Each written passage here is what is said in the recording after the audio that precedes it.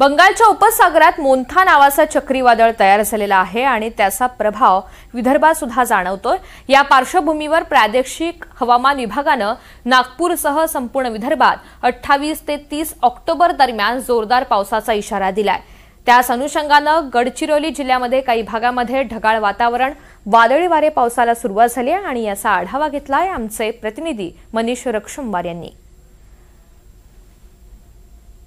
अनेक समस्यांचा सामना करावा लागत आहे, म्हणजेच पावसाचा सामना करावा लागत आहे। यावर्षी गडचिरोली जिल्ह्यामध्ये मुसळधार पाऊस झाला, त्यामुळे शेतकरी चिंतित होतात, कारण की पूर आल्यामुळे शेतातील जो धान आहे तो पुरामध्ये वाहून गेल्यामुळे अक्षरशः शेतकरी हा नाराज झाला होता। परंतु आता उभे पीक हातात आल्यानंतर 2 दिवसापूर्वी सुद्धा गडचिरोली जिल्ह्यामध्ये मुसळधार पाऊस झाला होता, त्यामुळे सुद्धा कापलेलं धान हे पाण्यामध्ये गेल्यामुळे शेतकरी हा रडकुंडीला आला आहे। आणि महत्त्वाचा विषय म्हणजे आज हवामान विभागाने गडचिरोली जिल्ह्याला ऑरेंज अलर्ट दिला आहे। तो कशाकरिता, म्हणजेच बंगालच्या उपसागरामध्ये मोन्था नावाचा एक चक्रीवादळ आल्यामुळे त्याचा पडसाद गडचिरोली जिल्ह्यामध्ये उमटू शकते।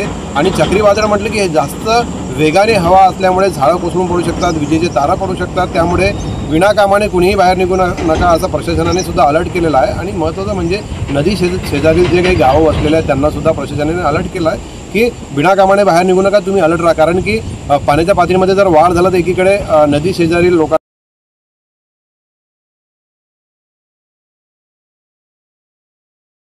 याकडे सर्वांचं लक्ष लागलेलं आहे। कॅमेरामनसह मनीष रक्षुंबार, NDTV मराठी, गडचिरोली।